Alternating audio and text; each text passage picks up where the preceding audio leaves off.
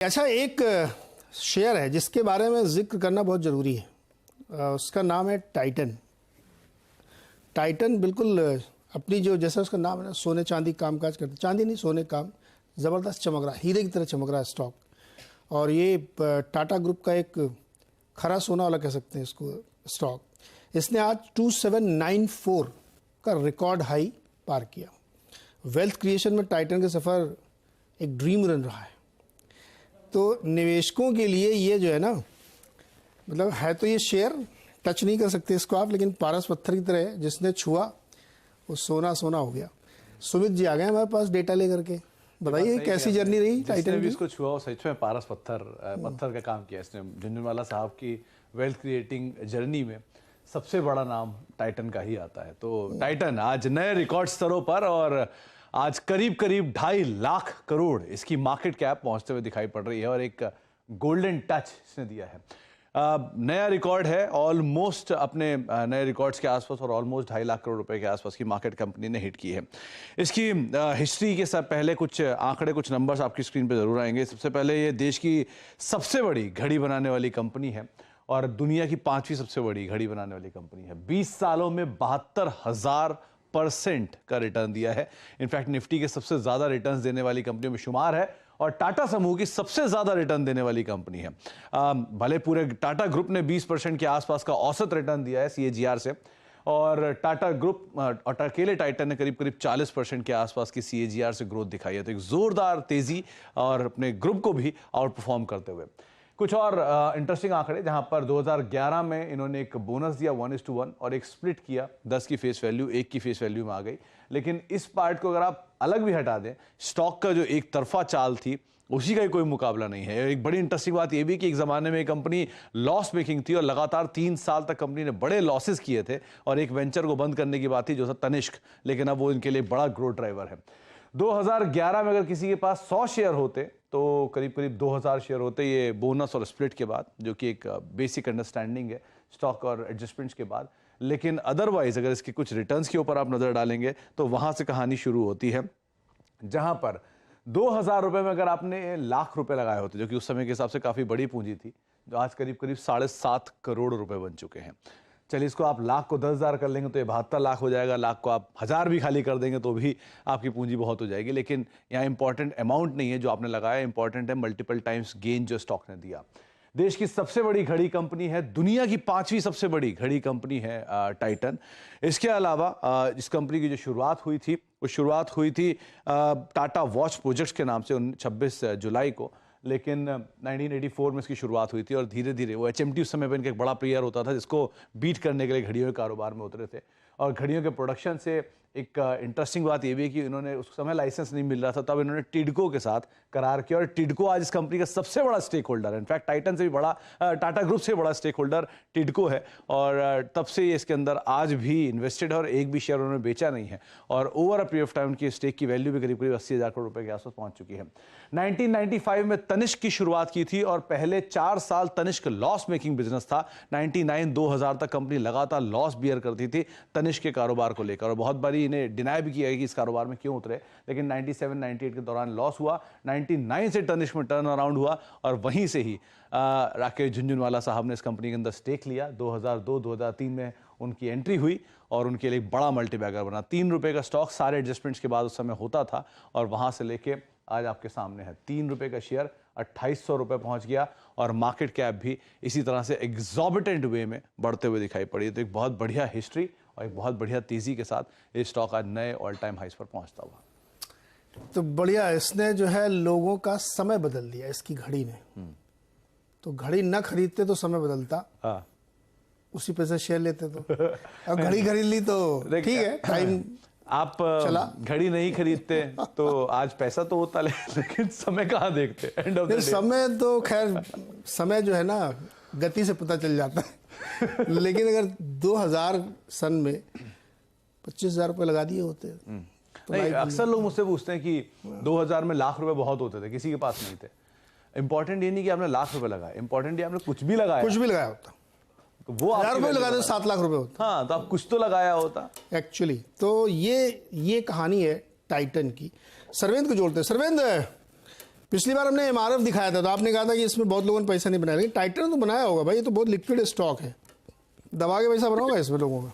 जी जी, Titan का market cap जब हम उसको डिस्कस कर रहे थे तो तकरीबन 40,000 करोड़ की कहीं वेल्थ बनी थी ओवरऑल। अब यहाँ तो 2,500 करोड़ में से अगर आप 50% पकड़े तो 1.25 करोड़ रुपए के करीब लोगों ने कमाए रहेंगे फ्रॉम दैट टाइम पीरियड। तो डेफिनेटली उन लोगों की नंबर संख्या यहाँ पे ज्यादा होगी डेफिनेटली, बट फिर भी वो फाइनाइट होगी, बट संख्या यहाँ पे डेफिनेटली 5 to 10 टाइम्स ज्यादा होगी। तो वहां अगर 20-1,000 लोग थे तो यहाँ 1.5-2 लाख लोगों ने कम से कम अगर उस समय लिया होगा, जहां हम 100 बैगर की बात कर रहे हैं, तो उनके बने होंगे definitely. So it is a far better stock for wealth creation. अच्छा, मैं एक चीज़ और आप लोगों को दिखाना चाहता हूँ। मैंने सुबह दिखाया था, वो चार्ट दिखाइए। मैंने एक कंपनी है एप्पल, दुनिया की सबसे बेहतरीन कंपनी है। उसका मार्केट कैप इतना बड़ा हो गया है कि अमेरिका के जो स्मॉल और मिड कैप इंडेक्स है रसल 2000, उससे ज़्यादा। आप सोचिए, एक सिंगल स्टॉक एक पूरे इंडेक्स के मार्केट कैप को बीट कर चुका है। ये देखिए ग्राफ आपके सामने, जो हरी लाइन है ये एप्पल की है, वो जो नीली लाइन है वो रसल की है। तो इस तरीके से दुनिया भर में, अब मैंने इसको अपने ट्विटर में लिखा था, के शेप रिकवरी है कि जो बड़े वाले, अच्छे वाले, गुड क्वालिटी के स्टॉक्स हैं उनमें अंधाधुंध रैली चल रही है। और S&P या नैस्डैक की जो रैली है पूरी, वो सिर्फ 7 स्टॉक्स की है, बाकी नीचे की नहीं है। तो टाइटन भी अगर आप देखिए हिंदुस्तान में, वापस आ जाइए अपने टाइटन पे आ जाइए, तो टाइटन एक प्रीमियम सेगमेंट में डील करते हैं, सोना चांदी बेचते हैं, घड़ियाँ बेचते हैं, अच्छी चीज़ें बेचते हैं, गुड क्वालिटी की कंपनी है। और रैली आप देखिए, वहीं सस्ता माल बेचने वाले रिलैक्सो को आप देखिए, बेचारा पड़ा हुआ है। तो ये एक सिस्टमिक, एक स्ट्रक्चरल चेंज होता है जिसको मार्केट को समझना चाहिए, मार्केट पार्टिसिपेंट्स को समझना चाहिए। आप पहनते हैं टाइटन की घड़ी? भी नहीं, नहीं अभी नहीं। मेरा दूसरा, क्योंकि मेरा जो मेजर टाइम है उसमें शॉक प्रूफ घड़ियां पहननी पड़ती है, तो फिटनेस वाले में तो इसलिए मुझे कैसियो पहनता हूं। इसीलिए फिटनेस की घड़ी के अंदर चाहे एप्पल का शेयर ही ले लो आप, अभी इस टाइम है। वो वीकेंड पे वो रील घूम रही थी ना, चाय पीने से बचेंगे तो इतने करोड़ रुपए बनेंगे। ऐसा कुछ नहीं करना, जो कर रहे हो करते रहो, शेयर अपने आप बना देगा पैसा। सरविंद, क्या टाइटन के जिक्र की आपने बात की, तो एक बार इथॉस और देखना, वो इसी से ही नहीं, आज उनका बुरा दिन है। आज बुरा दिन, आज रिजल्ट के बाद बहुत धुआंधार पिटाई हो रही है उनकी। लेकिन हाँ, स्टॉक ने बहुत अच्छी रैली दिखाई, रिजल्ट भी बहुत अच्छे आए, लेकिन स्टॉक में जबरदस्त प्रॉफिट बुकिंग है। लेकिन टाइटन में क्विक राय चाहिए मुझे को। सरविंद, क्या अभी भी टाइटन इस प्राइस पे भी लोग खरीदे, अगले जो जिनको लॉन्ग टर्म 5 साल 10 साल 6 साल के लिए लेना चाहते हैं? देखिए 4-5 साल के स्तर से तो अगर आप देखें तो आई थिंक थोड़ा ईयरली चार्ट्स में थोड़ा ओवरबॉट है, बट ये अगर किसी के पास है और किसी को रखना है तो आपको ऐसे मौकों में, जब इतना ऑलरेडी रिटर्न आ चुका है, तो आपके स्टॉप लॉसेस बहुत क्लियर और आपके जहन में बिल्कुल क्लियर होने चाहिए, और वो बहुत एग्रेसिव होने चाहिए, और उसको आप ट्रेल करके लगा के रखेंगे तो हर भाव से पार्टिसिपेशन पॉसिबल है। बट अगर यहाँ से अगर आप टाइटन में कोई पार्टिसिपेट कर रहा है मेरे हिसाब से 12 से 24 महीनों के लिए, तो आई थिंक यहाँ पे एक मेरे हिसाब से 2580 के करीब स्टॉप लॉस रहेगा। और उस केस में आप ऊपर में आप सोचेंगे कि कहीं 3200 या 3250 के टारगेट्स यहाँ ऊपर में आपको आते हुए मिलेंगे, तो तकरीबन 1:1.8 या 1:2 के आसपास का रिस्क रिवॉर्ड हो जाएगा। ओके, तो रिवार्ड इस तरीके का, लेकिन जब भी आप कुछ में करेक्शन दिखे आप निवेश कर सकते हैं, कि क्वालिटी वाइज कोई मैच नहीं, बहुत ही शानदार कंपनी है। और ग्रुप की जो पेडिग्री होती है, टाटा ग्रुप अनडाउटली बहुत ही अच्छा ग्रुप है। चलिए फटाफट वापस लौटते, नहीं दर्शक कहेंगे देखो लोग टाइटन पे उलझ गए। भास्कर जी नई दिल्ली से हमारे साथ जुड़ रहे हैं। भास्कर जी बताइए क्या सवाल है आपका? मेरी नमस्कार जी। पहले जी, मेरे पास एक्चुअल डिक्सन 120 है 3650 के हिसाब से, अभी क्या करना चाहिए उसको? 365 में लिया था आपने? नहीं, डिक्सन 3650। 3650 पे? हाँ वही तो भाई, इसमें एक जीरो लगाओ, मैं तो चौंक गया कि टाइटन जैसी स्टोरी बन रही क्या इधर। सरवेन जी 3650 पे लिया इन्होंने और आज चल रहा है 2925। क्या किया जाए भाई, डिक्सन में क्या करें भास्कर जी? देखिए एक लॉन्ग ड्रॉन करेक्शन यहाँ पे पूरा हो गया है, ऊपर से तकरीबन स्टॉक 50% ऑलरेडी करेक्ट हो चुका है। तो अब यहाँ पे इतना इन्होंने जब पेन झेल लिया है, और नसीब है कि इन्होंने इनका प्राइस भी आसपास का है, बहुत दूर टॉप वाले फंसे हुए क्लाइंट नहीं है ये। तो आई थिंक अब जब एक मल्टी क्वार्टर करेक्शन यहाँ पूरा होता हुआ दिख रहा है, थोड़ा टाइम लग सकता है यहाँ पे, बट अगर ट्रेड में है तो मेरे हिसाब से बने रहें और उछालों में दोबारा राय ले ले। फिलहाल तो क्या है, इस चलते हुए मार्केट में अंडर परफॉर्म कर रहा है, लास्ट 3-4 महीनों में बिल्कुल चला नहीं है। यही एक थोड़ी सी यहाँ पे ग्रे एरिया है। सो इसको थोड़ा टाइम दे देंगे, 10-15-20 दिन और एक रिव्यू ले लेंगे। जब ये उछाल करेगा, उस उछाल में अगर वॉल्यूम्स आ जाते हैं और डिलीवरी बेस्ड बाइंग दिखती है, तो डेफिनेटली मुझे लगता है कि पीछे कहीं इसने 2500 के आसपास जो लो रखा है, वो इसका एक मीडियम टू लॉन्ग टर्म लो बनने की पूरी कैपेबिलिटी रखता है। तो फिलहाल ट्रेड में बने रहें और उछाल में अगर 15-20 दिन में एक बार दोबारा राय ले ले। उछाल में क्या करना है इस पर जरूर राय ले लीजिएगा, और अभी फिलहाल आप बने रहिए इसमें। अगला सवाल है राजीव अरोड़ा का, दिल्ली से। राजीव जी नमस्कार, सवाल पूछिए अपना सर। सर नमस्कार जी। आरसीएफ लिया है सर मैंने 500 शेयर 114 के हिसाब से। 500 शेयर 114 के हिसाब से आरसीएफ में रुकने का इरादा है या ट्रेडिंग के लिए लिए थे? ये तो ट्रेडिंग नहीं, लेकिन रुक भी सकते हैं, कोई इश्यू नहीं है। ट्रेडिंग के लिए लिए थे लेकिन रुक भी सकते हैं सरविन जी। स्टॉप लॉस मिस हो गया होगा, क्या करना चाहिए? देखिए, ये दुविधा रहती है। ट्रेडिंग के लिए लिया था तो मेरे हिसाब से ट्रेडिंग ही रखना चाहिए, फिर उसमें इन्वेस्टमेंट नहीं करना चाहिए, उसको इन्वेस्टमेंट ट्रेड नहीं बनाना चाहिए। बट अब ये बनाना चाह रहे हैं तो मैं इनको यही बोल दूं कि भाई फिलहाल जो पीछे इसने 89-90 के आसपास जो लो रखा है वो बहुत क्रिटिकल है इसके लिए। फिलहाल तो लग रहा है कि उसको होल्ड रखेगा, इसलिए मैं इनको बोल रहा हूँ कि भाई ट्रेड में बने रहें। और ऊपर में इनको तकरीबन 122-124 के लेवल्स यहाँ 3 से 6 महीने के लिए इनको मिल सकते हैं। तो purely from the trading angle मैं इनको बोलता हूँ कि 90 वाला लो इसका अच्छा है, तो 89 के नीचे कहीं स्टॉप लॉस लगा के मेरे ख्याल से ट्रेड में बने रहें 3 से 6 महीने के लिए। ओके, 3 to 6 मंथ के लिए आप इसको होल्ड कर सकते हैं, तो आपको रिटर्न मिल सकता है इसमें। अगला सवाल है सुरेश अग्रवाल, लखनऊ उत्तर प्रदेश। सुरेश जी क्या सवाल है आपका? मेरे यस बैंक है सर 335 रुपए के रेट से। हेलो, हाँ जी बोलिए। यस बैंक है 35 रुपए के रेट से 350। अब उसमें क्या किया जाए? होल्ड करें, सेल कर दें, एवरेज करें, जैसा भी सजेस्ट हो। सरविन जी क्या करें यस बैंक में? मतलब 35 पे लिया था और अभी 15 रुपए का है, 16 रुपए का। जी क्या रहा? देखिए, बड़ा मुश्किल सवाल इन्होंने पूछा है। इनको रेंजेस बता दूं कि स्टॉक ने किया क्या है 2019 के बाद। 2019 के बाद अगर आप देखें तो इनका 35 का भाव कभी आया ही नहीं। तो 4-1 साल हो गए स्टॉक मोटा मोटी ऊपर में 24-25 और नीचे में अगर आप जाएं तो देखेंगे कि 9-10। तो अब मोटा मोटी 10 से लेके 25 की रेंज में फंसा हुआ है 4-1 साल से। तो मैं अज्यूम यही मान के चलूंगा कि इसी रेंज में और थोड़े टाइम फंसा रहेगा। जब भी स्टॉक इस तरह के सेटअप्स बना लेता है तो आई थिंक इनमें से निकलने में इसको टाइम लगेगा। बड़े लॉन्ग टर्म पैटर्न यहाँ पे बन रहे हैं, तो इनका भाव आने में थोड़ा टाइम है मेरे हिसाब से, और 12 से 24 महीने तो लग ही जाएंगे। तो मुझे लगता है अगर 35-40 का इसका भाव आना है, अगर आया तो, नहीं आया तो ये 10 से 25 की रेंज है। इस रेंज को अगर ट्रेड करने की कोशिश करेंगे, मतलब 25 के आसपास बेचेंगे और 10 के आसपास लेने की कोशिश करेंगे, तो शायद नेक्स्ट 1.5-2 साल में थोड़े पैसे बना पाए। बट मेरी राय तो यही रहेगी कि इसमें नया कुछ ना करें, जो पुराना है उसी में अगर बने रहना चाहते हैं तो बने रहें। मैं बहुत ज्यादा इनको इस स्टॉक में राय नहीं दे पाऊंगा क्योंकि कुछ क्लियर पैटर्न्स नहीं। ओके, तो भाई ऊपर जाए तो फिर इसमें बेच बात के निकलिएगा। वैसे ही 300 क्वांटिटी है, बहुत ज़्यादा नहीं है, क्योंकि पता नहीं मतलब दुगना से ऊपर बढ़ना है इसको, बड़ा मुश्किल काम है इसके लिए। अच्छा, ट्विटर में तो फटाफट सवाल ले लेते हैं। एक अक्षय खेड़ा का सवाल है, और इन्होंने 555 शेयर ले रखे हैं रिलायंस इंडस्ट्रीज के 1200 रुपये के भाव पे। क्या राय बनती है आपकी इस पर? देखिए, अब जिस तरह से बाजार ने चाल पकड़ा है और ये हैवी वेट है, अगर बाजार को चलना है, जो कि हमने बोला कि नेक्स्ट 1-2 दिन यहाँ से अभी क्रूशियल है निफ्टी के लिए भी, और बैंक निफ्टी तो जो 2-3 दिन में अपना नया हाई रखने के बाद क्या करता है उसको हम देखेंगे। बट मानना यही है कि अब यहाँ से अगर निफ्टी बैंक निफ्टी को, स्पेशली निफ्टी को अगर चलना है और बाजार को ओवरऑल चलना है और रुझान पॉजिटिव रहना है, तो इसको पार्टिसिपेट करना पड़ेगा। तो मेरे हिसाब से ट्रेड में अभी यहाँ बने रहें और ट्रेलिंग स्टॉप लॉस लगा लें, क्योंकि बहुत अच्छा डिसेंट प्रॉफिट में है। तो मेरे हिसाब से अगर यहाँ से इनको स्टॉप लॉस में रिकमेंड करूं तो जो पिछला हमने लो रखा है 2200 के आसपास, उसके नीचे ही कहीं इनको रखना पड़ेगा। और मेरे हिसाब से वो ट्रेड में तकरीबन 2180 के नीचे एक स्टॉप लॉस लगा के रखें और ट्रेड में बने रहें। मार्केट अगर चलेगा यहाँ से तो नेक्स्ट 1 से 3 महीने ये स्टॉक डेफिनेटली परफॉर्म करेगा। हाँ, डिस्क्लोजर ध्यान रखिएगा, जो चैनल आप देख रहे हैं इसकी ओनरशिप रिलायंस के पास है, इसलिए आप एक राय और ले लीजिएगा किसी से, लेकिन इसमें बने रहिए। अगर आप बने रहते हैं तो इसमें आपको 1:1 का एक शेयर जियो फाइनेंस का भी मिलेगा। अच्छा, जरा जल्दी जवाब दीजिएगा। 100 शेयर मैक्स हेल्थ केयर के 310 के भाव पर क्या करना चाहिए? गुरजीत का सवाल है ये। आई थिंक इनको इसमें होल्ड रखना चाहिए। मैक्स हेल्थ केयर में होल्ड रखें। अगला सवाल है राजकुमार का, कोलकाता से हमारे साथ जुड़ रहे हैं। राजकुमार जी नमस्कार, बताइए सवाल सर। हाँ नमस्कार सर, मेरा सवाल है, मेरे पास इंफोसिस का 90 शेयर है, एवरेज प्राइस जो है वो 1463 है सर। मुझे इसमें ऐड करना चाहिए सर या एग्जिट हो जाना चाहिए?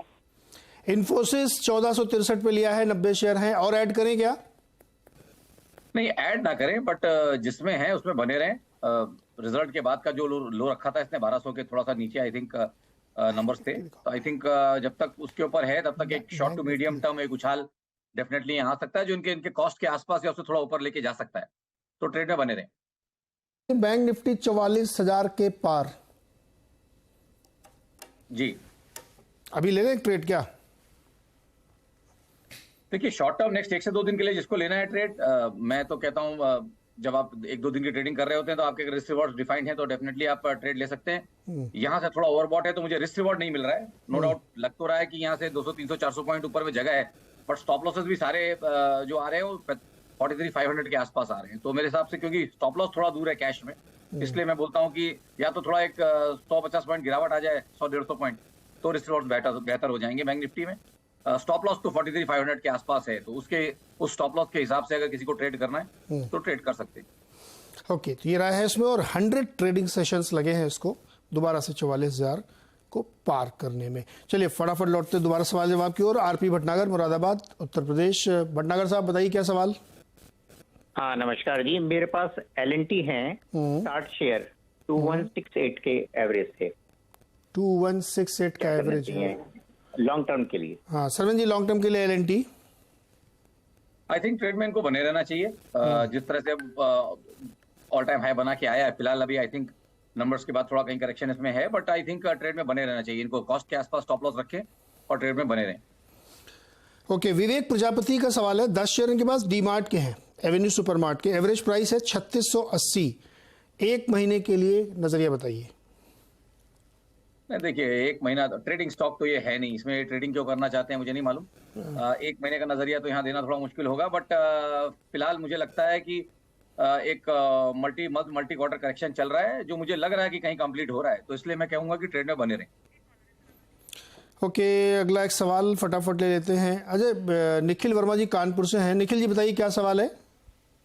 हाँ sir, good morning sir. Good morning sir, मेरे पास अडानी इंटरप्राइजेस के 62 शेयर हैं 1408 रुपए के हिसाब से। ओके, तो सर मैं ये चाहता हूँ कि इसको लॉन्ग टर्म के लिए रख सकता हूँ कि क्या करना चाहिए, तो होल्ड करना चाहिए कि सेल करना चाहिए? सरवन जी, बहुत सारे लोगों ने, जब वो बुरी खबरों का दौर चल रहा था तो लोअर लेवल पे खूब लोगों ने खरीदा था और उसके बाद स्टॉक ऊपर गया था। अभी ये 1900 के आसपास ट्रेड कर रहा है, इनकी खरीद से काफ़ी ऊपर, 500 रुपये ऊपर है। लॉन्ग टर्म के लिए इसमें रुकना चाहिए, ये कंसिडरिंग कि बहुत सारी बुरी खबरें चल रही हैं, आती रहती जाती रहती हैं, तो ये एक असमंजस की स्थिति रहती है। तो क्या इनको, आपका जवाब क्या होगा? नहीं, जैसे आप जानते हैं हमने कोशिश की कि इसको जितना हो सके उसको अवॉइड करें, बट दर्शक लोग सवाल पूछते रहते हैं, इसलिए अब देखिए यहाँ पे अभी भी बहुत सारे न्यूज डेवलपमेंट और बहुत सारी चीजें नेक्स्ट 6-12 महीनों में आ सकती हैं, तो लॉन्ग टर्म इसकी में वॉलेटिलिटी रह सकती है। ये इनको एक क्लियर कट यहाँ डिस्क्लेमर दे दें। और दूसरा ये है कि भाई अब ऑलरेडी प्रॉफिट में है, तो मेरे हिसाब से प्रॉफिट से थोड़ा खेल लें एक ट्रेलिंग स्टॉप लॉस के सहारे, मेरे हिसाब से, क्योंकि इनका ट्रेड प्रॉफिट में, तो बने रहें। मैं इनको स्टॉप लॉस जरूर दे सकता हूं, और वो लेवल मेरे हिसाब से आ रहा है तकरीबन 1550 के नीचे, तो 1544 का एक स्टॉप लॉस लगा लें और मेरे हिसाब से ट्रेड में बने रहें।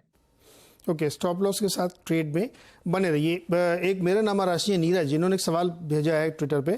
कोटक बैंक के 50 शेयर इनके पास 1900 रुपए के भाव पे, और इन्होंने अपना खुद का लक्ष्य 2000 तय किया है टिल मई 2023, इसी महीने के अंत तक आएगा क्या? अब देखिए 35 रुपए तो बाकी है। जी जब निफ्टी चलेगा, बैंक निफ्टी चलेगा, तो आई थिंक डेफिनेटली यहाँ आ सकता है, और टारगेट और स्टॉप लॉस उन्होंने खुद डिसाइड किया है, तो बहुत क्लियर है मेरे हिसाब से। आई थिंक ट्रेड में बने रहें, और ऊपर में इनका नेक्स्ट 1-2 दिन में बैंक निफ्टी के साथ अगर ये चला तो भाव आ सकता है। निधि अग्रवाल इसी भाव पर कैंपस, एक्टिवियर और टाटा एलेक्सी खरीदना चाहती हैं, क्या राय है आपकी? देखिए, कैंपस में तो यहाँ पे क्या है, मेरे हिसाब से जितना मुझे यहाँ पे डेटा दिख रहा है, NSE में डेटा थोड़ा कम है, तो मैं इनको शॉर्ट टर्म ही बोल पाऊंगा। मुझे लगता है कि स्टॉक को 300 के आसपास अच्छे सपोर्ट्स आ जाते हैं, 300-310 के आसपास अच्छे सपोर्ट्स यहाँ स्टॉक को आ रहे हैं। तो आई थिंक नेक्स्ट 3 से 6 महीने के राय दे सकता हूँ कि अगर 300 के नीचे स्टॉप लॉस रख के लेना चाहें उस एरिया में जब जाए तो 320 के आसपास, तो 300 के नीचे स्टॉप लॉस रख के डेफिनेटली बाय कर सकती हैं, और उस केस में टारगेट्स रहेंगे 370 380 के। तो थोड़ा नीचे आए तो ले सकते हैं, यहाँ से रिस्क रिवॉर्ड नहीं है कैंपस में। और जहां तक भाई रही बात टाटा एलेक्सी की, यहाँ हमें लगता है कि भी आईटी स्पेस में अभी ये स्टॉक ने बढ़िया करेक्शन करके अब चलना शुरू किया है, और उसे थोड़ा बेहतर रहा in terms of fall also, और एक डिसेंट यहाँ पे मल्टी मंथ करेक्शन पूरा हो चुका है। तो मुझे लगता है अगर ट्रेड लेना चाहें तो इस समय स्टॉप लॉस जरूर लगाएं, और उस समय ट्रेड लें तो 6860 ये एक स्टॉप लॉस आ रहा है। तो टुवर्ड्स 7050 की तरफ अगर किसी वजह से इनको मिलता है, तब उस स्टॉप लॉस से यहाँ पे बाय कर सकते हैं। बता दें कि मनी कंट्रोल पर दिए गए विचार एक्सपर्ट्स के अपने निजी विचार होते हैं। वेबसाइट या मैनेजमेंट इसके लिए उत्तरदायी नहीं है। यूजर्स को मनी कंट्रोल की सलाह है कि कोई भी निवेश निर्णय लेने से पहले सर्टिफाइड एक्सपर्ट की सलाह लें।